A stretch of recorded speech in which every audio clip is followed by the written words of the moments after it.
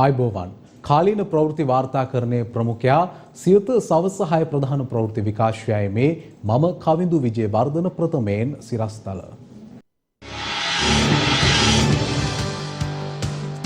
හෙට අලුයම 4 සිට දින 3ක කාලයක් සංචරණ සීමා ලිහිල් කෙරේ. සංචරණ සීමා තවදුරටත් දීර්ඝ කරන ලෙස ශ්‍රී ලංකා වෛද්‍ය සංගමයෙන් ජනපතිට ලිපියක්. සංචරණ සීමා ලිහිල් කළත් සෞඛ්‍ය මාර්ගෝපදේශවලට අනුව කටයුතු කරන්න සෞඛ්‍ය අංශ ජනතාවගෙන් ඉල්ලයි. නව සෞඛ්‍ය මාර්ගෝපදේශත් නිකුත් වෙයි.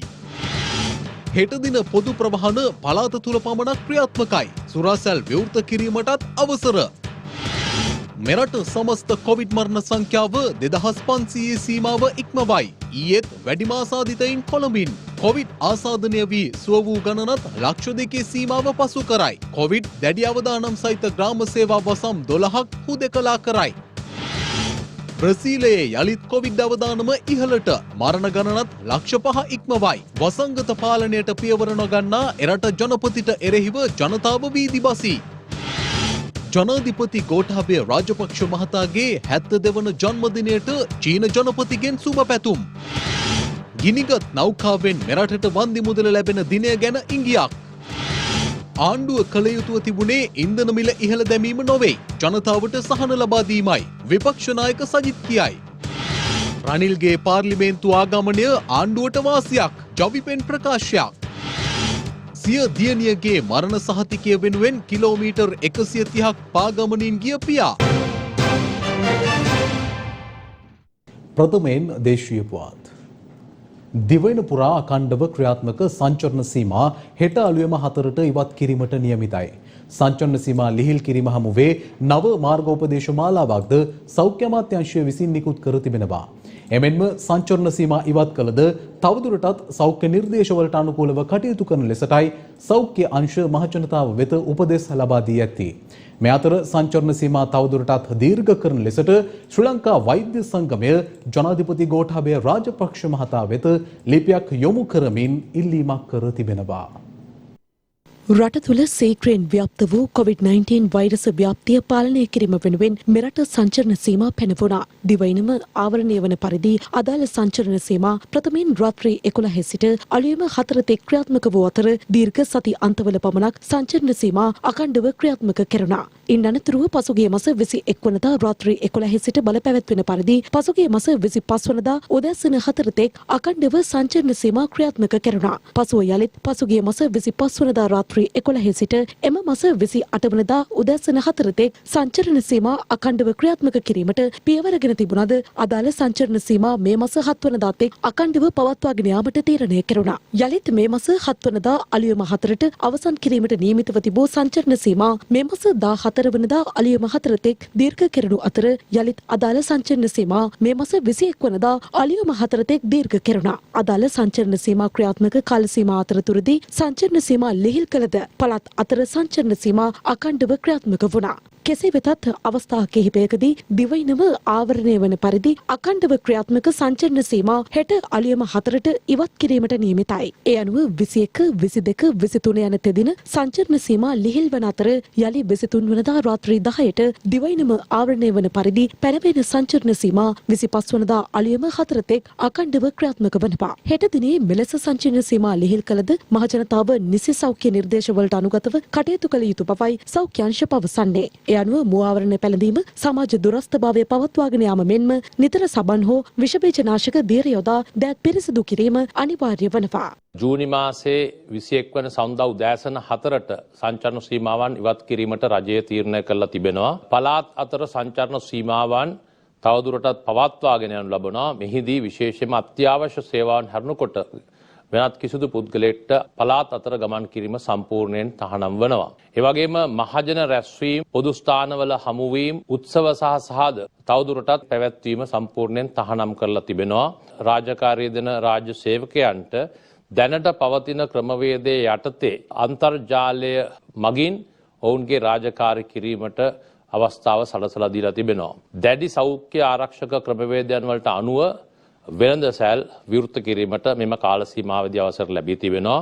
විශේෂයෙන්ම එළඹෙන 23 වෙනිදා රාත්‍රී 10 සිට 25 වන දින උදෑසන 4 දක්වා දිවයිනටම ක්‍රියාත්මක වන පරිදි සංචරණ සීමාවන් පැනවීමට කටයුතු සලසලා තිබෙනවා. 21 වෙනිදා රට විවෘත කරන්නේ දැඩි සීමා සහිතව විශේෂයෙන් Taman ගෙදරින් එළියට යනවා නම් මාස්ක් එක අනිවාර්යෙන් පැළඳිය යුතුයි. එය අනිවාර්යෙන් පැළඳිය යුතුයි. ඒක මොනම හේතුවක් නිසාවත් ගලවන්න හෝ නැත්නම් මාස්ක් එක කතා කරනකොට නහයෙන් පල්ලෙහාට දාලා කතා කරන්න ලෑස්ති වෙන්න එපා. 23 වෙනිදා රාත්‍රියේ ඉඳලා පොසොන් දිනය පහුවෙන තාක්කල් අපිට නැවතත් සංචලනය සීමා කරන්න සිද්ධ වෙනවා. පොසොන් එකට අපි පන්සල් යන්න නැත්නම් අනුරාධපුර මිහින්තලේ වගේ ස්ථානවලට එක්රැස් වෙන්න ගියොත් අපි නැවත වරක් මෙම රෝගය පැතිරීමට ඉවහලක් වෙනවා. ඉතින් ඒ නිසා අපිට මේ අවස්ථාව අපි වළක්වා ගත යුතුයි. මේ සියලු කාරණා සම්බන්ධයෙන් අධීක්ෂණය කරන්න හෙට දිනේ සිට අපි නිරන්තරයෙන් පොලිස් කණ්ඩායම් රැසක් යොදවනවා.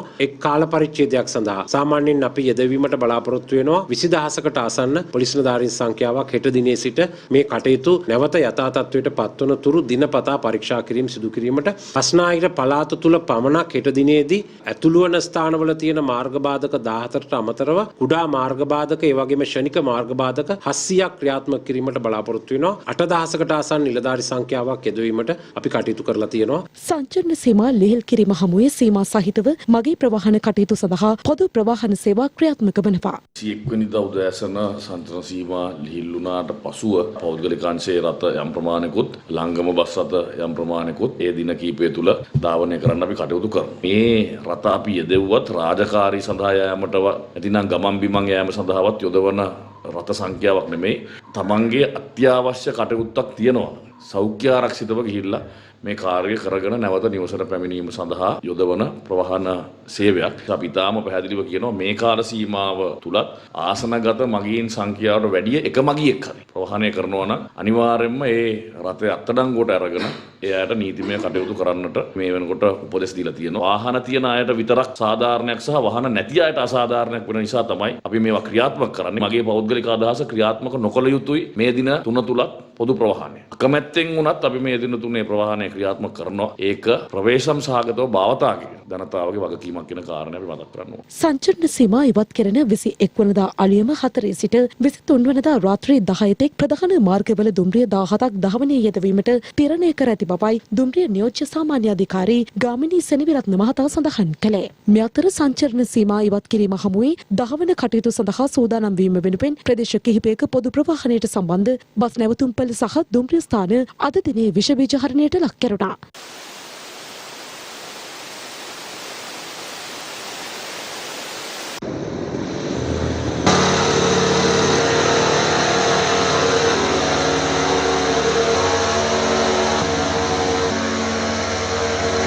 සංචරණ සීමා ඉවත් කරන 21, 22 සහ 23 යන තෙදින මැනින් පොදු වෙළඳපළ සහ දිවයිනේ සියලුම ආර්ථික මධ්‍යස්ථාන විවෘතව තැබීමට පියවරගෙන තිබෙනවා.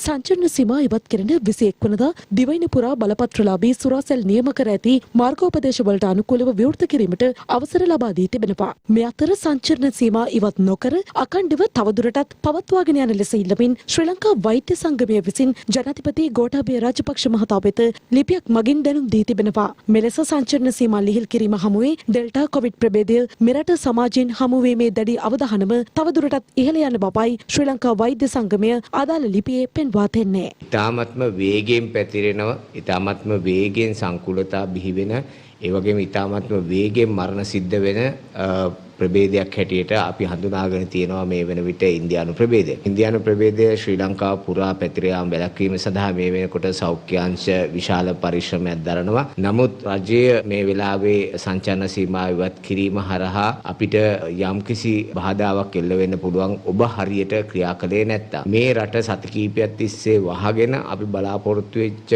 ප්‍රතිඵලය ලබා ගැනීමට නම් ඔබ මේ වෙලාවේ වගකීමෙන් කටයුතු කරන්න. වගකීමෙන් කටයුතු කිරීම හරහා ලැබෙන ප්‍රතිඵල අනුව තමයි අපේ රටේ ඉදිරි කාල වකවානුව තීරණය වෙන්නේ. රට වසා තැවීම හේතුවෙන් අපිට යම්කිසි ආකාරයකින් සුළු අඩුවීමක් දකින්න තිබ්බා. ඒ හින්දා තමයි රට විවෘත කිරීමේ හැකියාවක් යම්කිසි ආකාරයකින් අපිට දකින්න පුළුවන් වෙන්නේ. නමුත් හෙට දිනේදී වෙන ක්‍රියාකාරකම් වල ප්‍රතිඵලය අපිට බලන්න පුළුවන් වෙන්නේ තව සතියකින් හෝ දෙකකින්. මේ දවස් කීපය ඇතුළතදී ඔබ වගකීමෙන් ක්‍රියා කළේ නැත්නම් මේ මරණ සංඛ්‍යාව හෝ මේ රෝගීන් සංඛ්‍යාව හෝ මේ රෝගය පාලනය කර ගැනීම කියන කාරණා අපිට හරියාකාරව ඉෂ්ට කරගන්න බැරි වෙයි. ඉන්දියානු ප්‍රභේදය එහෙම නැත්නම් මේ ඩෙල්ටා ප්‍රභේදය ලෝකයේ ප්‍රමුඛ ප්‍රභේදය බවට පත්වමින් පවතිනවා කියන එක ලෝක සෞඛ්‍ය සංවිධානයත් පෙන්වලා දීපු කාරණයක්. ඒ වගේම දැනට තියෙන ප්‍රභේද වලට වැඩිය 50%කටත් වැඩි ඒ ඉක්මනට පැතිරෙන්න පුළුවන් කියන කාරණේ විද්‍යාඥයෝ පෙන්වලා දීලා තියෙනවා. ඉතින් මේ සියලු කාරණා පිළිබඳව අපි කරුණු සොයා බලනවා. ඒ වගේම දැනට දෙමටගොඩ ප්‍රදේශයෙන්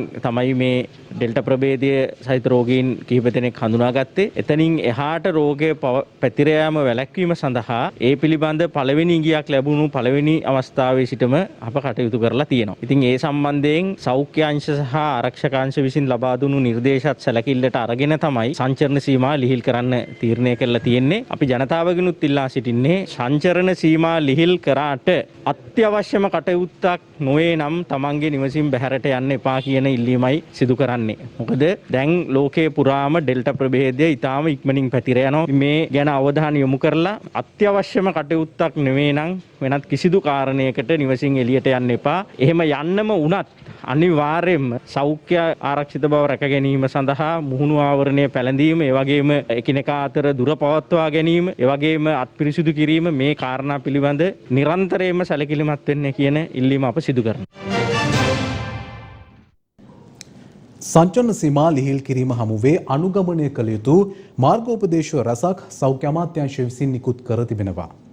ඒ අනුව එක් නිවසකින් පුද්ගලයන් දෙදෙනෙකුට පමණක් නිවසින් බැහැරට යාමට අවස්ථාව හිමි වන අතර ආසන ධාරිතාවෙන් 50%කට පමණක් පොදු ප්‍රවාහන සේවා භාවිත කළ හැකියි.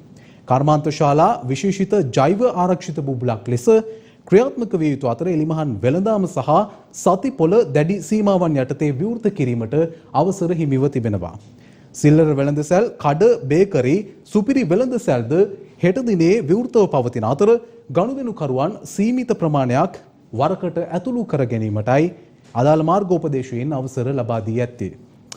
මේ අතර මංගල උත්සව සඳහා තවදුරටත් අවස්ථාව හිමි නොවන අතර විවාහ ලියාපදිංචි කිරීමට පමණක් පුද්ගලයන් 10 දෙනෙකුට සහභාගී වීමට අවස්ථාව ලබා දී තිබෙනවා. රූපලාවන්‍යාගාර, කොණ්ඩා කැපීමේ ස්ථාන විවෘතව පවතින අතර එක් වරකට එක් අයෙකු පමණක් සේවා ස්ථානයට ඇතුළුව සේවාව ලබා ගැනීමට අවසර හිමිව තිබෙනවා. එමෙන්ම ඇවිදීමේ මන්තිරුද තනි තනිව ඇවිදීම සඳහා විවෘතව පවතිනවා. COVID-19 වෛරසය ආසාදනය වී පූර්ණ සුවය ලැබූ මෙරට සමස්ත පුද්ගලයන් සංඛ්‍යාව ලක්ෂ 2 සීමාව ඉක්මවා ගොස් තිබෙනවා. මේ අතර හෙට අලුයම 4 සිට බලපැවැත්වෙන පරිදි දිස්ත්‍රික්ක 12ක ග්‍රාම නිලධාරී වසම් කිහිපයක් හුදකලා කිරීමට COVID-19 පැතිරීම වැළැක්වීමේ ජාතික ක්‍රියාන්විත මධ්‍යස්ථානය කටයුතු කළා. මේ අතර මෙරට සමස්ත COVID මරණ සංඛ්‍යාවත් 2500 සීමාව ඉක්මවා ගියා. මෙරට සමස්ත COVID-19 ආසාදිත මරණ සංඛ්‍යාව 2500 සීමාව ඉක්මවා තිබෙනවා. ඒ පසුගිය 18 වනදා සිදු වූ තවත් COVID මරණ 54ක් පිළිබඳ සෞඛ්‍ය සේවා අධ්‍යක්ෂ ජෙනරාල්වරයා විසින් තහවුරු කිරීමත් සමගයි. ඒත් සමග මෙරට සමස්ත COVID මරණ සංඛ්‍යාව 2534ක් දක්වා ඉහළ ගියා. ඊයේ දින මෙරටින් COVID-19 නව ආසාදිතයින් 2248 දෙනෙකු හඳුනා ගැනුණා. ඉන් පුද්ගලයන් 2169 දෙනෙකුම හඳුනාගෙන තිබුණේ දේශීය වශයෙන්. ඊයේ දින වැඩිම ආසාදිතයින් කොළඹ දිස්ත්‍රික්කයෙන් වාර්තා වී තිබුණා. එම සංඛ්‍යාව 411ක්. ඊට අමතරව ගම්පහ දිස්ත්‍රික්කයෙන් ආසාදිතයින් 407ක්, මාතරින් 97ක්, කුරුණෑගලින් 95ක්, මඩකලපුවෙන් 85ක්, රත්නපුරෙන් 75ක් වාර්තා වී තිබුණා. අනෙක් ආසාදිතයින් 575 දෙනා දිවයිනේ දිස්ත්‍රික්ක 18කින් වාර්තා වී තිබුණා. හැටන් දික්කොය නගර සභා සීමාවෙන් ඊයේ දින COVID-19 නව ආසාදිතයින් 24 දෙනෙකු හඳුනාගත් බව දික්කොය නගර සභාවේ මහජන සෞඛ්‍ය පරීක්ෂකවරුන් ප්‍රකාශ කළා. එම ආසාදිතයින් අතරින් එකම පවුලේ ආසාදිතයින් 8 දෙනෙකු සිටින බවයි හැටන් දික්කොය නගර සභාවේ මහජන සෞඛ්‍ය පරීක්ෂක රාමයියා බාලකෘෂ්ණන් මහතා සඳහන් කළේ. ඊයේ තහවුරු වූ ආසාදිතයින් 24 දෙනා හැටන් ගාමිණීපුර, මෙන්ඩිස් මාවත, විල්ෆ්‍රඩ්පුර, දික්කොය සහ ආරේගම යන ප්‍රදේශවලින් වාර්තා වී තිබුණා. මාවනැල්ල සෞඛ්‍ය වෛද්‍ය නිලධාරී කොට්ටාසේ පුද්ගලයන් 110 දෙනෙකුට සිදු කළ PCR පරීක්ෂණයට අනුව පුද්ගලයන් 77 දෙනෙකුට COVID-19 වෛරසය ආසාදනය වී ඇති බවට තහවුරු වී තිබුණා. ඒ හේතුවෙන් ඔවුන්ගේ ආශ්‍රිතයින් සොයා පුද්ගලයන් 300 දෙනෙකුගේ අහඹු PCR පරීක්ෂණ සිදු කිරීමටත් සෞඛ්‍ය අංශ පියවරගෙන තිබුණා. වැලිගම සෞඛ්‍ය වෛද්‍ය නිලධාරී කොට්ටාසයට අයත් පැලෑන දකුණ ග්‍රාම නිලධාරී වසමෙන් මෙවන විට COVID වෛරස ආසාදිත පුද්ගලයන් 54 දෙනෙකු වාර්තා වී ඇති බව වැලිගම සෞඛ්‍ය වෛද්‍ය නිලධාරී කාර්යාලය ප්‍රකාශ කළා. මේ අතර සෞඛ්‍ය අමාත්‍ය පවිත්‍ර වන්‍යාරච්චි මහත්මිය ඊයේ බලංගොඩ මූලික රෝහලේ හදිසි නිරීක්ෂණයකට එක් වුණා. එහිදී රෝහලේ නිවාසිකව ප්‍රතිකාර ලබන කොවිඩ් රෝගීන් සහ කාර්ය මණ්ඩලය මුහුණ දෙන ගැටලු පිළිබඳවද අමාත්‍යවරයාගේ අවධානයට යොමු වී තිබෙනවා. මෙම රෝහලේ තියෙන කටයුතු නිරීක්ෂණය කරන්න පැමිණියා. ඒ සම්බන්ධයෙන් යම්කිසි වෙනස් කිරීමට අවශ්‍යතාවයක් තියෙනවා. විශේෂයෙන් වෛද්‍ය කාර්ය මණ්ඩලයේ පහසුව සහ රෝගීන්ගේ පහසුව සඳහා ඒ සඳහා අවශ්‍ය නිලධාරීන්ට උපදෙස් දීලා ඒ කටයුතු කරන්න තමයි අද මේ සාකච්ඡා කරන්නේ. අද ගාවතා මේ වසංගත රෝගයේ ප්‍රධාන ඉවත් කරයි. ඒ සම්බන්ධව මට මොකද? වසංගත රෝගාන්ති ප්‍රධානිය ඉවත් කරලා තියෙනවා. මට හේතුව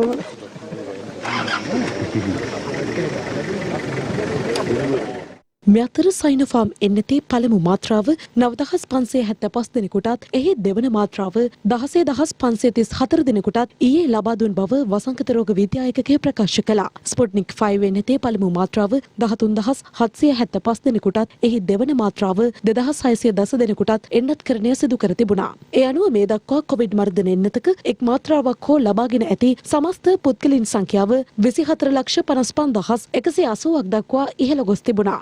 අතර අදත් දිවයිනේ ප්‍රදේශ කිහිපයක කොවිඩ් මර්ධන එන්නත් කරන වැඩසටහන ක්‍රියාත්මක වුණා.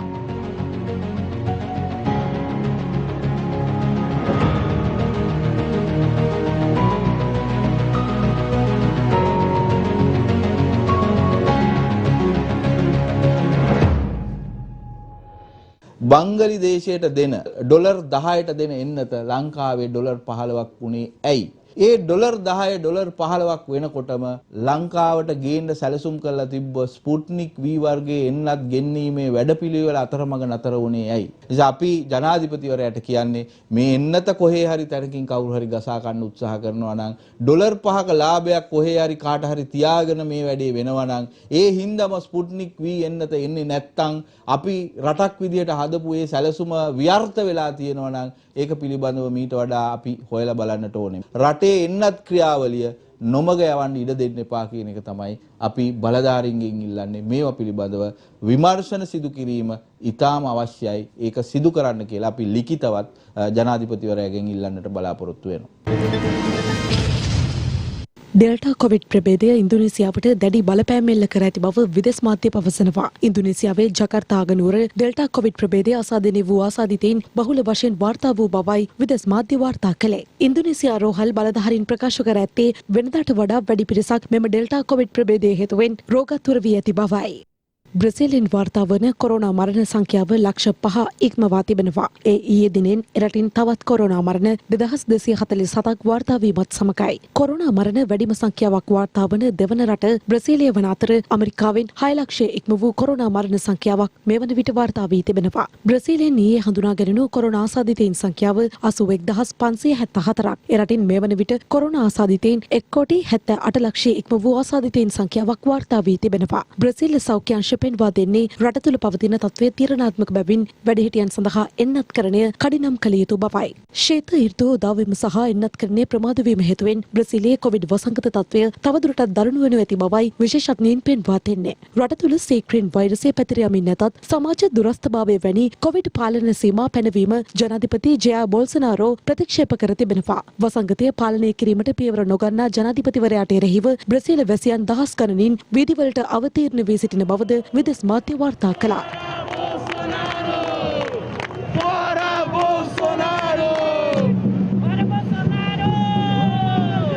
එලෙස ප්‍රාන්ත 20ක නගර 44කදී විරෝධතා පැවැත්වෙන බවයි විදේශ වාර්තා වැඩිදුරටත් සඳහන් කළේ. ජනාධිපති ගෝඨාභය රාජපක්ෂ මහතාගේ 72 වන ජන්මදිනය අදට යෙදී තිබෙනවා.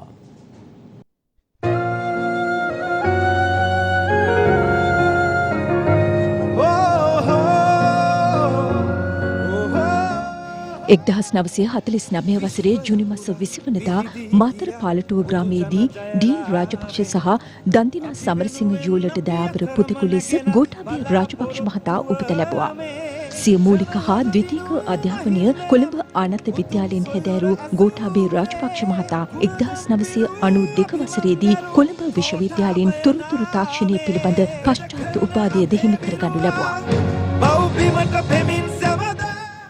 1971 වසරේදී කැඩෙට් නිලධාරියෙකු ලෙස ශ්‍රී ලංකා යුද හමුදාවට එක්වන ගෝඨාභය රාජපක්ෂ මහතා 1972 වසරේදී දෙවන ලුතුනන්වරයෙකු ලෙස සිය වෘත්තිමය දිවිය ආරම්භ කළා.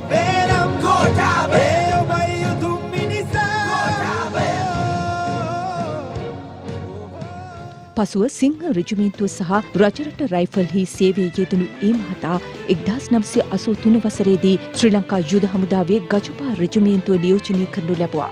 සිය 20 වසරක හමුදා දිවිය අතරතුර ශ්‍රී ලංකාවේ ජනාධිපතිවරුන් තිදෙනෙකු වන ජේ.ආර්. ජයවර්ධන, ආර්. ප්‍රේමදාස සහ ඩී.බී. විජේතුංග යන මහත්වරුන් අතින් නිර්භීතත්වය වෙනුවෙන් හිමිවන සම්මානයද ලබා ගැනීමට සමත් වුණා. 2005 වසරේ ජනාධිපතිවරණ ජයග්‍රහණයෙන් පසු මහින්ද රාජපක්ෂ රජය යටතේ මෙරට ආරක්ෂක ලේකම් ධුරයේ වගකීම් බහරගත් ගෝඨාභය රාජපක්ෂ මහතා 30 වසරක් පුරා මෙරට වෙලාගත් කුරිරු ත්‍රස්තවාදයේ නිමා කිරීමට එවක සේනාධිනායක මහින්ද රාජපක්ෂ මහතාට ලබා දුන්නේ සුවිසල් වූ දායකත්වයක්.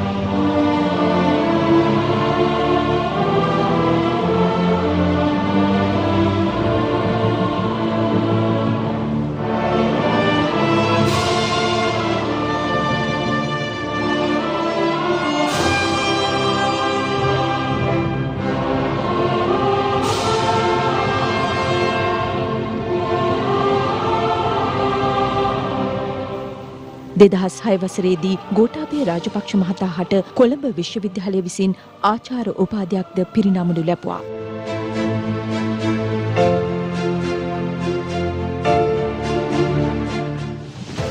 පොදු මහජනතාවගේ ප්‍රසාදනීය ඉල්ලීම මත 2019 වසරේදී ජනාධිපතිවරණය සඳහා ශ්‍රී ලංකා පොදුජන පෙරමුණේ ජනාධිපති ධුර අපේක්ෂකයා ලෙස ගෝඨාභය රාජපක්ෂ මහතා තේරීපත් වුණා.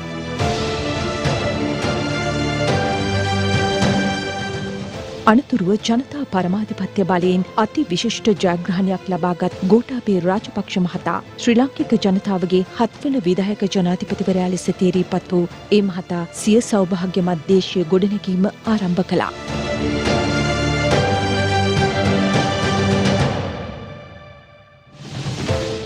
ජාතික ආරක්ෂාවට මුල් තැන් දෙමින් ගෝඨාභය රාජපක්ෂ මහතා රටේ සංවර්ධනය ආරම්භ කළ අතර රට නව පෙරලියක් කරා රැගෙන යාමට සිය සැලසුම් දියත් කරනු ලැබුවා. එදා චීනය පුරා පැතිර යමින් පැවති කුරුණා වෛරසය හමුවේ වුහාන් නගරයේ සිටි ශ්‍රී ලාංකිකයින් කඩිනමින් ශ්‍රී ලංකාවට ගෙන්වා ගැනීමට කටයුතු කිරීමත් සමග කුරුණා වෛරසය පාලනය කිරීම සඳහා ගෝඨාභය රාජපක්ෂ ජනාධිපතිවරයා ගත් උත්සාහය විදේශ රාජ්‍ය නායකයන්ගේද පැසසුමට ලක් වුණා.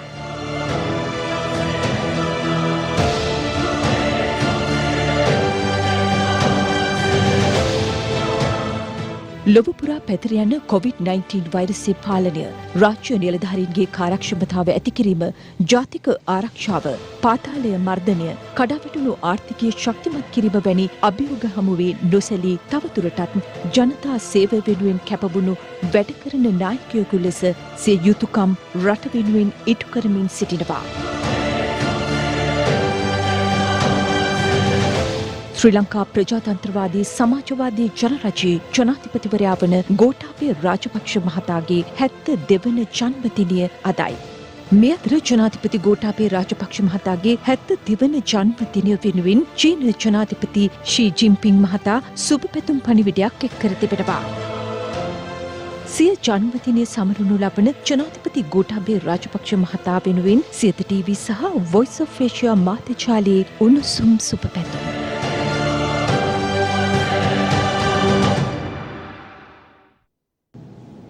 පියවරුන්ගේ දිනය අදයි. මේ ඒ වෙනුවෙන් සියත අප තබන සටහනක්.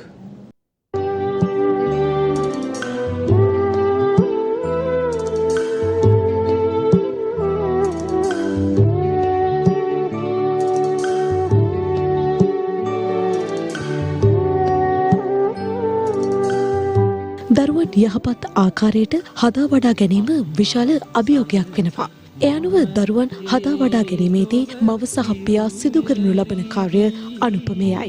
දෙමව්පියන් පිළිබඳ කතා කිරීමේදී මව්සෙනෙහස ගැන ලියවුණු ගීත, කවි, උපමා, උපමේය අපි ඕනෑ තරම් අසා තිබෙනවා. එහෙත් මව්සෙනෙහස හා සමාන පියසෙනෙහස පිළිබඳව කතා බහ කරනවා අපි දැකලා තියෙන්නේ ඉතාමත් අල්ප ප්‍රමාණයක්. ඒ නිසාම වෙන්නේ නැති පියසෙනෙහසට කවිගේ ලියවුණා මදි කියලා ලියලා තියෙන්නේ.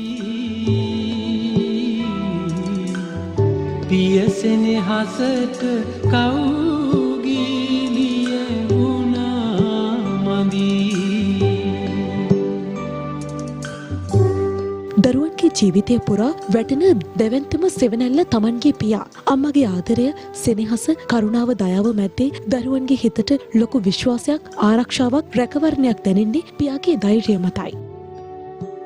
දරුවෙකු මවගේ කුස තුළ පිළිසෙන ගත්තා පටන් මව එම දරුවාගේ බර දරාගෙන සිටිනවා සේම පියෙකුද ඒ හා සමානව සිය දරුවාගේ වගකීම ජීවිත කාලය පුරාවටම දරාගෙන ඉන්නවා. පියෙකුගේ ගුණ වර්ණනා කිරීමට එක් දිනක් අවශ්‍ය නොවුනත් මේකේ කරුණු කාරණා හේතු කරගනිමින් පියෙකුගේ වටිනාකම ලොවට මතක් කර දීම සඳහාම පියවරුන් වෙනුවෙන් දිනයක් වෙන් කිරීමට කටයුතු කර තිබෙනවා.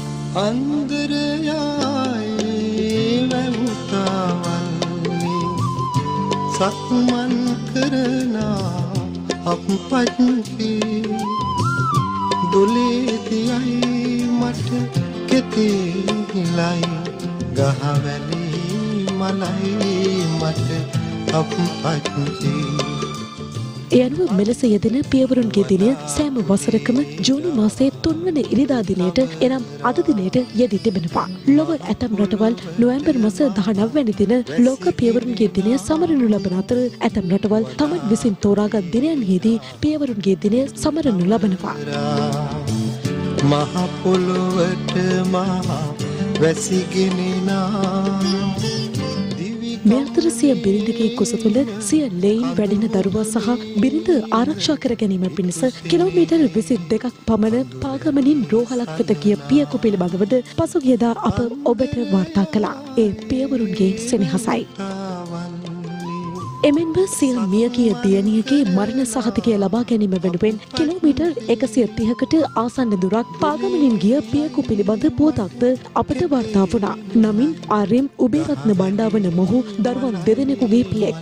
දියණියකගේ මරණ සහතිකය ලබා ගැනීමේ අරමුණෙන් මෙම පියා කැප්පිටිගල සිට කිලෝමීටර් 130කට ආසන්න දුරක් අනුරාධපුර ශික්ෂණ රෝහලට පොදු ප්‍රවාහනය ඔස්සේ පසුගිය මැයි 21 වන දින පැමිණ තිබෙනවා. ඉන් අනතුරුව සංචරණ සීමා පැනවීම හේතුවෙන් තමා පැමිණි කාර්ය ඉටු කරගත්තද ඔහුට සිය නිවස කරා ආපසු යාමට නොහැකි වුණා. කෙසේ නමුත් දියණියගේ 3 මාසයේ දාණය මේ මාස 30 වන දිනට යෙදී තිබීම හේතුවෙන් තමන් රැඳී සිටි ප්‍රදේශයේ පොලිසියෙන් බලපත්‍රයක් ලබාගෙන නැවතත් කිලෝමීටර් 130ක පමණ වූ දුරක් ගෙවා කැප්පිටිගල පිහිටි සිය නිවස වෙත පැමිණීමට මෙම පියා කටයුතු කර තිබෙනවා. මම පයින් ගිහලා මගේ මේ දානේ කටයුතු කරගන්න බලාපොරොත්තු වෙන තමයි යන්නේ මාත්. ඒක තාත්තා කෙනෙක් වශයෙන් කරන මේ කරන්න ඕන යුතුයකම මම කරනවා. ඊගාන කාලාරි මම ඒක කරනවාමයි. මගේ නෝනත් නෑ නැතුව මම දරුවෝ දෙන්න හැදුවේ. ඉතින් ලොකු දේ තමයි ඔය නැතුනේ. පියෙකුගේ ආදරයට තවත් උපමා කවිගේ කුමටද මෙයින් දිස්වන්නේ පියෙකු තම දරුවන් වෙනුවෙන් දක්වන නොනිමි ආදරේ නොවේද?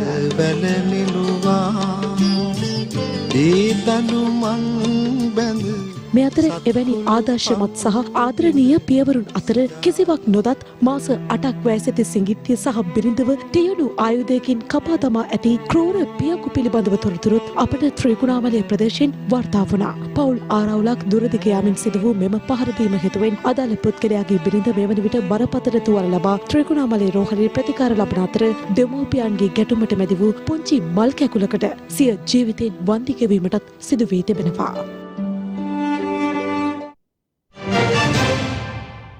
රජය විසින් ඉහළ දැමූ ඉන්ධන මිල හමුවේ අදත් දෙවයිනේ ප්‍රදේශ කිහිපයක විරෝධතා පැවැත්වුණා. එමෙන්ම ඉන්ධන මිල ඉහළ දැමීමට එරෙහිවීම සහ ජනතාවට සහන සැලසීම පිළිබඳව විපක්ෂ නායක සජිත් ප්‍රේමදාස මහතා නිවේදනයක් නිකුත් කරමින් සඳහන් කරනවා. රජය විසින් පසුගියදා ඉන්ධන මිල ඉහළ දැමීමට කටයුතු කළ අතර ඊට එරෙහිව දෙවයින පුරා විරෝධතා පැවැත්වුණා. එමෙන්ම විපක්ෂයද මෙම අවස්ථාවේදී ඉන්ධන මිල ඉහළ දැමීම සම්බන්ධයෙන් සිය විරෝධය පළ කළ අතර අද දින විපක්ෂ නායක සජිත් ප්‍රේමදාස මහතා නිවේදනයක් නිකුත් කරමින් විපක්ෂය ඉන්ධන මිල ඉහළ දැමීමට විරෝධතාවය දක්වන්නේ ඇයිදයි යන්න සම්බන්ධයෙන් කරුණු කිහිපයක් ඉදිරිපත් කර තිබෙනවා. ඒ අනුව එම නිවේදනයේ දැක්වෙන්නේ ලොව භයානකම ව්‍යසනයකට රට මුහුණ දී සිටින මොහොතක ආණ්ඩුව කළ යුතු තිබුණේ ඉන්ධන මිල ඉහළ දැමීම නොව ජනතාවට සහන ලබා දීම බවත් 2020 වසරේදී ලොව අසීමිත ලෙස ඉන්ධන මිල පහළට යද්දීත් එම වාසිය ජනතාවට ලබා නොදුන් ආණ්ඩුව මේ මොහොතේ හෝ එය ක්‍රියාත්මක කිරීමට අවස්ථාව තිබූ බවත් පවසනවා. එමෙන්ම වර්තමාන ආණ්ඩුව බලයට පත්වන විට ඉන්ධන මිල තිබුණේ 2015 වසරේ සිය ආණ්ඩුව බහර ගන්නා විට තිබූ මිලටත් වඩා අඩු මිලකින් වන අතර එනමුත් මෙම ආණ්ඩුව බලයට පත් වූ දා සිට ඉන්ධන මිල අසාමාන්‍ය අගයකින් ඉහළ දමා තිබෙන බවත් එම නිවේදනයෙන් පෙන්වා දෙනවා. එමෙන්ම ඉන්ධන මිල වැඩිවීමත් සමග ඉතා ඉක්මනින් රටේ සමස්ත ක්ෂේත්‍රයන්හි මිල ඉහළ යාම නොවැළක්විය හැකි අතර එහි වින්දිතයන් බවට පත්වන්නේ රටේ අහිංසක ජනතාව බවත් විපක්ෂ නායකවරයා පෙන්වා දෙනවා. මේ අතර ඉන්ධන මිලට එරෙහිව අදත් දිවයින පුරා විරෝධතා පැවැත්වුණේ මේ ආකාරයටයි.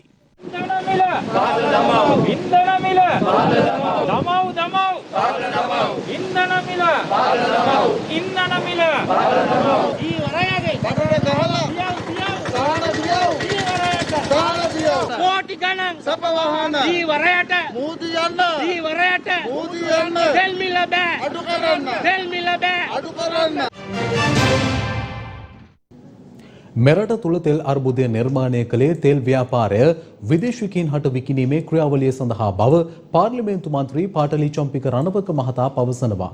ඒ අද කොළඹ පැවති මාධ්‍ය හමුවකදී තෙල් සම්බන්ධ අර්බුදය ඇති කළෙත් වෙන කිසිම දෙයකට නෙවෙයි තෙල් පිළිබඳ ව්‍යාපාරය විදේශිකයන්ට විකුණා දැමීමේ ක්‍රියාවලිය සඳහායි. ඒක දැන් ක්‍රියාත්මකයි. ඒ වගේම දැන් ඩොලර් හිඟයක් ගැන තෙල් සම්පත පිළිබඳ ඩොලර් හිඟයක් කියනවා. ඇත්තටම තෙල් පිළිබඳ ඩොලර් මිලදී ගැනීමේ හැකියාව කංචේ නීතික සංස්ථාවට ලබා දීලා තිබුණා. ඒ පිළිබඳ වගකීම මහ බැංකුවට තිබුණා. ඒ කිසිවක් ඉටු කරන්නේ නැතුව මේ අර්බුදයෙන් අර්බුදයට ගිහිල්ලා අද තෙල් ගෙන්න ගන්න හතර වටේ දුවන්න සිද්ධ වෙලා තියෙන මේ අර්බුදය නිර්මාණය කළා තියෙන්නේම මේ තෙල් ගෙන්නීමේ වැඩපිළිවෙල විදේශිකයන්ට විකිණීමේ යටි අරමුණ සහිතවයි. අද මේ කියන විදිහට අතිවිශාල ධනස්කන්ධයක් ඩොලර් මිලියන 3335ක් ගෙවන්න ඕනයි කියනවා. ඒ කියන්නේ අවුරුද්දක බිල ගෙවලා නැහැ. එහෙම වෙන්න බෑ. කන්ටේ නීතිගත සංස්ථාවට හැකියාව තියෙනවා වෙළඳ පොලෙන් ඩොලර් මිලදී ගන්න. මහ බැංකුවට හැකියාව තියෙනවා කන්ටේ නීතිගත සංස්ථාවේ දේවල් කරන්න. අපිට මේ පොලිය ගෙවා ගන්න බෑ. අපිට මේක කරගන්න බෑ. අපි මේක විකුණමු කියන තැනට රටේ මතය හදන තමයි මේ යන්නේ. මහ බැංකුවෙන් කියලා තියෙනවායි කියලා ගම්මන්පිල ඇමතිවරයා කියනවා තෙල් මිල වැඩි කරේ නැත්නම් බැංකු පද්ධතිය කඩාගෙන වැටෙනවා. බැංකු පද්ධතිය කඩාගෙන වැටුනොත් ආර්ථිකය කඩාගෙන වැටෙනවා. ආර්ථික කඩාගෙන වැටුනොත් මේ තියෙන ගැටලු වශයෙන් මහා ව්‍යසනයක් වෙනවා. ඉරිදා පුවත්පතක දැක්කා නිවාඩ් කබ්‍රාල් තුමත් කියනවා මම තමයි මේ රාජ්‍ය ව්‍යවසාය සම්බන්ධයෙන් රාජ්‍ය ඇමතිවරයා මම මේක වැඩි කරන්න කියලා කිව්වේ නැත්නම් බැංකු පද්ධතිය කඩා වැටලා රට කුඩු පට්ටම් වුණාම ඕගොල්ලෝ මගෙන් අහයි ඇයි ඔයා නිදාගෙන හිටියද? ඇයි මේක කරේ නැත්තේ? ඒ නිසා මේක කළ යුතුයි කියලා මම කිව්වයි කියලා. මං හිතන්නේ මීට කලින් කිසි ඇමතිවරයෙක් කියලා තියෙනවා කියලා මේ රටේ බැංකු පද්ධතිය කඩන් වැටෙන්න ඉඩ තියෙනවා කියලා. මොකද්ද මේ කියන්නේ? බැංකු පද්ධතිය කඩාගෙන වැටුනොත් මොකද වෙන්නේ? එහෙමනම් රට බංකොලොත් වෙලා මිනිස්සුන්ට ඉන්න හිටින්න නැති වෙන්නේ බැංකු පද්ධතිය කඩාගෙන වැටුනොත්. විශේෂයෙන්ම රාජ්‍ය යන්ත්‍රය මෙහෙමීදී ආණ්ඩුව අසමත් වෙලා තියෙනවා. ඒක දැන් මනාව පැහැදිලි වෙනවා විශේෂයෙන්ම අමාත්‍යාංශවල ලේකම්වරුන්ගේ ප්‍රකාශ හා ඔවුන් කරන ප්‍රකාශ දිහා බැලුවම අපිට පේනවා රාජ්‍ය යන්ත්‍රය පාලනය කිරීම සඳහා මේ ආණ්ඩුවේ නායකයෝ අසමත් වෙලා තිබෙනවා. ඒ හින්දා තමයි අද COVID-19 ගැටලුවත් මේ විදියට ව්‍යාප්ත වෙලා අද එතනත් අර්බුදයක් මතුවලා තිබෙනවා. සංඛ්‍යා ලේඛන පිළිබඳ. අපි දන්නේ නැහැ ජනාධිපතිතුමා ඇවිල්ලා කියනවා තුමාට දීපු සංඛ්‍යා ලේඛන වැරදි කියලා. ඉතින් එතකොට සම්පූර්ණ මේ රාජ්‍ය යන්ත්‍රය පිළිබඳව මේ රටේ ජනතාවට විශ්වාසනීය භාවය කඩා වැටෙනවා. පවතින තත්ත්වය යටතේ දේශීයව පාලනය කළ හැකි භාණ්ඩවල මිල පාලනය කිරීමට කටයුතු කරන බව අමාත්‍ය බඳුල ගුණවර්ධන මහතා පවසනවා. ඒ බදුල්ල ප්‍රදේශයේදී මාධ්‍ය වෙත අදහස් දක්වමින් මන්ද පෝෂණය වැඩි වෙලා විරැකියාව වැඩි වෙලා මුළු ලෝක විනාශයක් තමයි මේ වෙලා තියෙන්නේ. 38 ලක්ෂයකට වඩා වැඩි මිනිස්සුયો මේ ලෝකේ මිය ගිහිල්ලා තියෙනවා COVID-19 නිසා. ෆැක්ටරි නිෂ්පාදන ක්‍රියාවලිය සම්පූර්ණයෙන් නතර වෙලා තියෙනවා. භාණ්ඩ ප්‍රවාහනය කරන නැව් එන්නේ. එන නැව් වලට භාණ්ඩ පටවල යවන්න සුමට ලෙස කන්ටේනර් නැහැ. කන්ටේනර් ගාස්තු 100%කින් වැඩි වෙලා. ඉතින් මේ ලෝක විනාශ තත්ත්වයක් තුල මේ තත්ත්වය හැමෝටම අමාරුයි. ගොවියන්ට, ව්‍යාපාරික ආයතන වලට, කර්මාන්තකරුවන්, අපනයනකරුවන් සෑම කෙනෙක්ටම අමාරුයි. ඒක නිසා තමයි ආණ්ඩුව බොහොම පිරිමැසුම් දායක ලෙස මේ මෙවැනි අපිට පාලනය කළ හැකි භාණ්ඩ අපි දැන් පාලනය කරනවා. දැන් බලන්න හැම නිවසකටම දියලුණු ගන්න තුණු කිලෝ එක රුපියල් 60ට තිබුණා. අපි රුපියල් 43ට අඩු කළා. කුඩු තිබුණේ රුපියල් 50ට දැන් 35ට අඩු කළා. එහෙම දේශීය වශයෙන් නිෂ්පාදනය කරනේව පුළුවන් තරම් අඩු කරන්න ක්‍රියා කරනවා. පොල් වලටත් කරන්න තියෙන්නේ පොල් පුළුවන් තරම් නිෂ්පාදනය වැඩි කරගත්තේ නැත්නම් මිලේ ප්‍රශ්නයට වෙන පාලනය කරලා කරන්න පුළුවන් එකක් නෙවෙයි. දැන් දේශපාලන වේදිකාවේ පළමු අදහස් කිහිපයක්. අපි සර්වපාක්ෂික ආණ්ඩුවක් තමයි යන්නේ. පක්ෂ 15ක් විතර තියෙන අපේ ආණ්ඩුවේ. ඔය කුණු කන්දල් පක්ෂ ටික එකතු කරගත්තු නම් මුළු සර්වපාක්ෂික නෙවෙයි මුළු සර්වාංගෙම නැති වෙලා යනවා. ආණ්ඩුවම අපහසුතාවට පත් වෙනවා මේ වගේ කුණු කන්දල්. ඒගොල්ලෝ සර්වපාක්ෂික ආණ්ඩුව හැදුවන්නේ යහපාලන ආණ්ඩුව අවුරුදු 5ක් කරගෙන ගියා. ඒ කරනකොට කාබනික පොහොරක් නැහැ.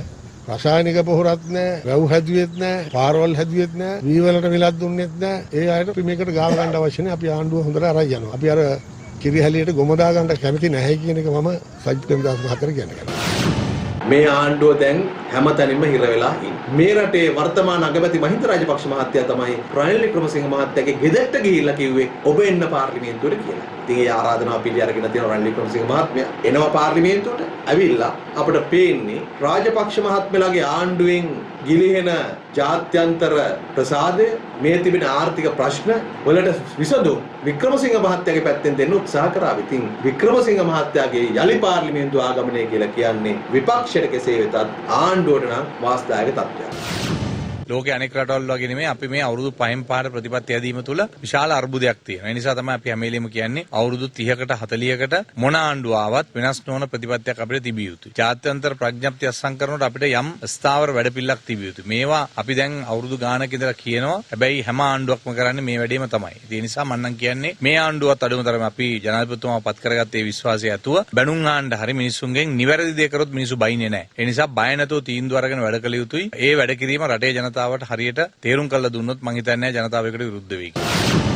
රනිල් වික්‍රමසිංහ මහත්මයා කියලා කියන්නේ හිටපු අගමැතිවරයෙක් අවස්ථා කීපයකදී. ඒ වගේම එක්සත් ජාතික පක්ෂයේ නායකයා. ඒතර මේ ඉන්න විපක්ෂයේම නායකයා වුණේ ඔහු. ඒ වගේම ඔහුට අතිවිශාල දැනුම් සම්භාරයක් තියෙනවා කියන එක රටේ මිනිස්සු සහ ලෝකෙ මිනිස්සුත් පිළිගන්නවා. ලංකාවේ හිටපු හැම නායකයෙක්ම පාලනයේදී යම් අඩුපාඩුකම් සිද්ධ වුණා. ඔහුගෙනුත් වෙන්නේ ඇති. නමුත් සමස්තයක් විදිහට ගත්තම අද රට ඉස්සරහට මෙහෙවිය හැකි නායකයෙක් තමයි රනිල් වික්‍රමසිංහ කියන්නේ කියන කාරණේ හැමෝම අවිවාදයෙන් පිළිගන්නවා. රනිල් වික්‍රමසිංහ මැතිතුමා දැන් පාර්ලිමේන්තුවට යනවා. එතුමත් එක්ක රටේ ජනතාවගෙන් 50%කට ආසන්න පිරිසක් හිටපු කාලෙත් මේ රටේ බලාපොරොත්තු ඉෂ්ට කරන්න බැරි වෙච්ච වික්‍රමසිංහ මහත්මයා මේ රටේ පාර්ලිමේන්තුවේ විපක්ෂ નાයක වෙලා ඉන්නකොටත් මේ රටේ ජනතාවගේ බලාපොරොත්තු ඉෂ්ට කරන විදිහේ තනි රජයක් පිහිටව ගන්න බැරි වෙච්ච වික්‍රමසිංහ මහත්මයා මේ රටේ අග්‍රාමාත්‍ය දූරදර්ශන මොහොතේ රටේ ජනතාවගේ බලාපොරොත්තු ඉෂ්ට කරන්න බැරි වෙච්ච වික්‍රමසිංහ මහත්මයා තමන්ට හිමි නැති ජාතික ලයිස්තුවේ හිටපු අපේක්ෂකයන්ට හිමි ඒ ආසනය අරගෙන පාර්ලිමේන්තු ගියා කියලා මේ රටේ දේශපාලන විප්ලවයක් සිද්ධ වෙන්නේ නැහැ. රජයේ හැටියට මේ කොරෝනා තත්ත්වය තුළ ඉතාමත් අපහසු තැනක ඉන්න ජනතාවට බඩු මිල වැඩි කරලා අත්‍යවශ්‍ය බාන සියල්ලම ඉහළ දාලා අද මොකද්ද මේ රටේ ජනතාව ජීවත් කරවන්න බේර ආණ්ඩුව කටයුතු කරන්නේ. දැන් බලන්න කිරිපිටි මිල වැඩි වෙනවා. ඒ වගේම ගෑස් මිල ඉදිරි කාල සීමාව තුළ වැඩි වෙනවා. ඉතින් එහෙමනම් අද මේ රටේ ජනතාව මේ කොරෝනා වදුරටත් වඩා ආර්ථික වශයෙන් ඉතාමත් අමාරු තැනක ඉන්න වෙලාවක රජය මේ ජනතාවට 3 වේලක් කන්න තියා 1 වේලක් කන්න තියෙන අවස්ථාවත් අහිමි කරමින් යනවා කියන එක මේ වෙලාවේ කනගාටුවෙන් උනත් මතක් කරන්න ඕනේ. ගිනිගත් MV එක්ස්ප්‍රස් පර්ල් නෞකාවේ පළමු වන්දි මුදල ඉදිරි සතියේදී මෙරටට ලැබෙනු ඇති බවට තමා විශ්වාස කරන බව සමුද්‍රීය පරිසර ආරක්ෂණ අධිකාරියේ සභාපති දර්ශනී ලහඳපුර මහත්මිය පවසනවා.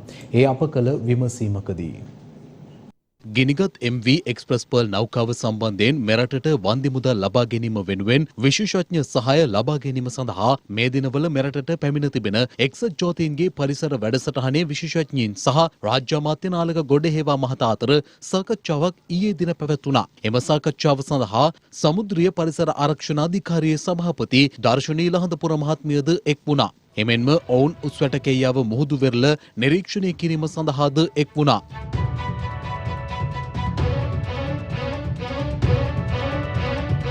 එහිදී මූලිකවම සාකච්ඡා කෙරුණේ මෙම සිද්ධිය සම්බන්ධයෙන් අපි විසින් පරිසර හානිය ගණනය කිරීමේදී කොයි ආකාරයට පරිසර හානිය ගණනය කළ යුතුද?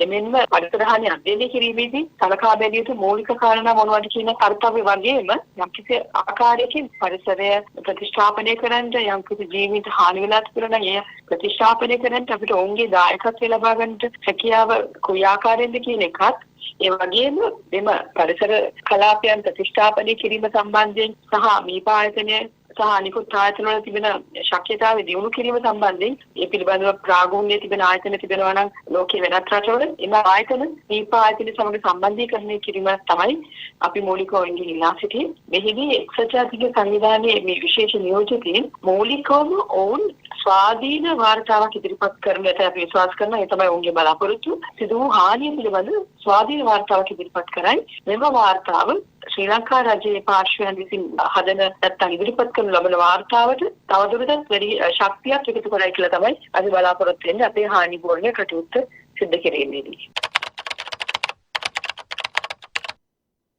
පළවෙනි අන්තර්කාලීන හිමිගම් ප්‍රෑම වන්දි මුදල් අපි උන්ට අවල වෙනට සුමාන දෙකකට ආසන කාලයක් වෙනවා මම හිතන්නේ නේද? මම හිතනවා එළදෙන සතිය අවසන් වීමට පළමුව වගේ මගේ පුද්ගලික විශ්වාසයකට කොහෙවත් ලැබුණු තොරතුරක් නෙවෙයි. නමුත් ඔවුන් ඉක්මනට ඒ කාර්යය සිද්ධ කරයි කියලා මම විශ්වාස කරනවා. මේ අතර නැවෙහි තවත් බහලුමක් ඊයේ රාත්‍රියේ උස්වැටකෙයියව වෙරළ තීරයට මෙලෙස ගොඩගසා තිබුණා.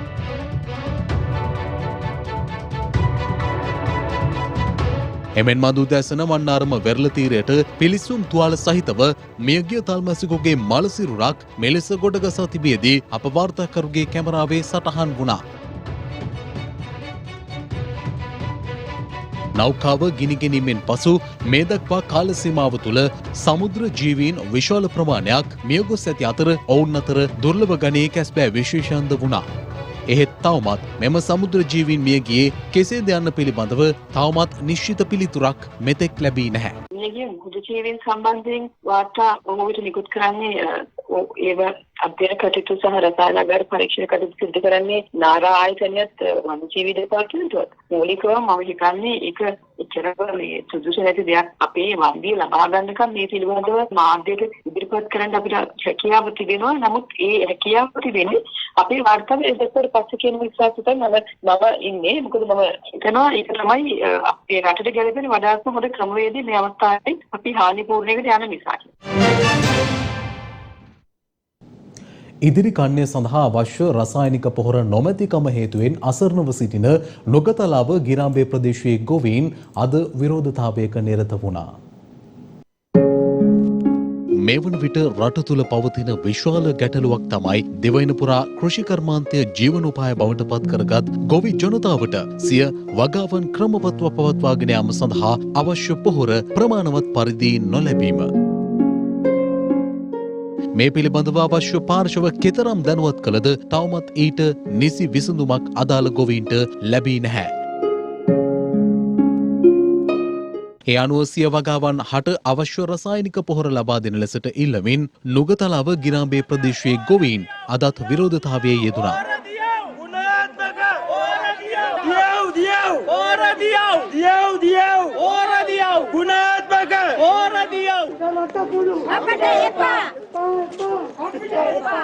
ඉදිරි කන්නේ සඳහා අවශ්‍ය රසායනික පොහොර නොමැතිවීම හේතුවෙන් තමන් දැඩි දුෂ්කරතාවයට පත්ව සිටින බවයි එම ගොවීන් පෙන්වා දෙන්නේ. මේ අතර මේ සම්බන්ධයෙන් පාර්ලිමේන්තු මන්ත්‍රී ගයන්ත කරුණාතිලක මහතා දැක්වුවේ මෙවන් අදහසක්. ආණ්ඩුව විසින්ම නිර්මාණය කර තිබෙන පෝර අර්බුදය නිසා අනාගතයේ සාගතයක් ආවොත් ඒක නියපොත්තෙන් කඩනවා තියා පොරෝ ලක්ෂයකින්වත් කපන්න බැරි අර්බුදයක් බවට පත් වෙයි කියලත් අපට පේන්න තිබෙනවා. දැන් මේ ආණ්ඩුවට ඩොලර් නැතිකම නිසා ඒක වහන්න මේ කරන පොහොර ප්‍රෝඩාවෙන් අද වෙද්දී වී ගොවීන්, තේ ගොවීන්, එළවලු ගොවීන්, එවැගේම පොල්, රබර්, කුරුඳු ආදී සමස්ත ගොවි ජනතාවම වගා බීමේ අසරණ වෙලා තිබෙනවා. මේ ආණ්ඩුවේ හිතුවක්කාර අමනෝන්‍ය එවැගේම අදූරදර්ශී තීන්දුව తీරන නිසා මේ වන විට පෝර නැතුව වගා බීමේ ගොවියා අසරණයි.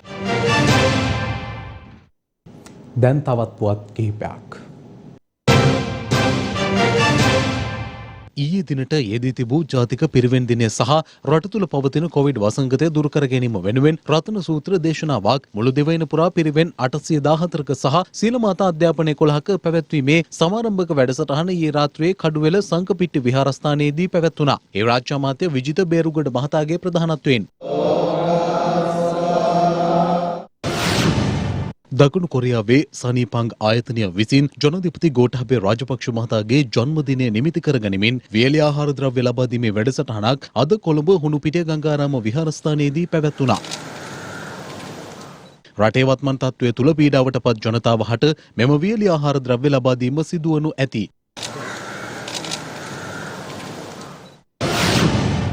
පැතිරී යන කොවිඩ් වසංගත තත්ත්වයේ හේතුවෙන් බිඳ වැටුණු දහම් පාසල් දරුවන්ගේ අධ්‍යාපනය වෙනුවෙන් මාර්ගගත ක්‍රමය හරහා දහම් පාසල් අධ්‍යාපනය නොමිලේ ලබා දීමට වැලිගම ප්‍රාදේශීය සභාව පියවරගෙන තිබෙනවා. හලාවත කුරුපනේ සහ යාපනයේ මාදගල් ප්‍රදේශයට ඔපෙන් වූ මුහුදු ප්‍රදේශයේ ජුනි 18 සහ 19 යන දිනයන්හි සිදු කළ විශේෂ මෙහෙයුම් මගින් කේරළ ගංජා කිලෝ 377යි ග්‍රෑම් 800ක ප්‍රමාණයක් නාවික හමුදාව විසින් බහරයට ගෙන තිබෙනවා. ඒ අනුව පසුගිය දින 5 ඇතුළත පමණක් නාවික හමුදාව සිදු කළ මෙහෙයුම්වලදී රුපියල් මිලියන 2කට අධික වටිනාකමකින් යුත් හෙරොයින් සහ කේරළ ගංජා නීතියේ රැහැනට හසු කර දීමට සමත් වුණා.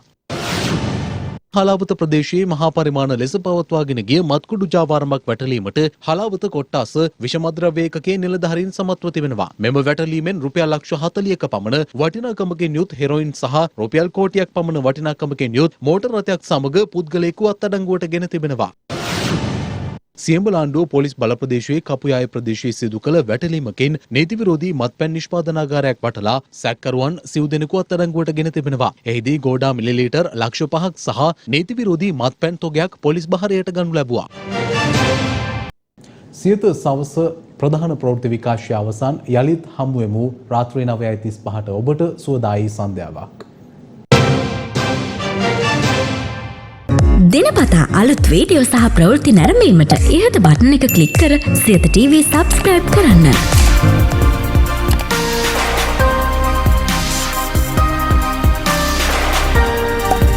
අලුත් වීඩියෝ ගැන මුලින්ම දැනගන්න මෙම සීනුව ක්ලික් කරන්න.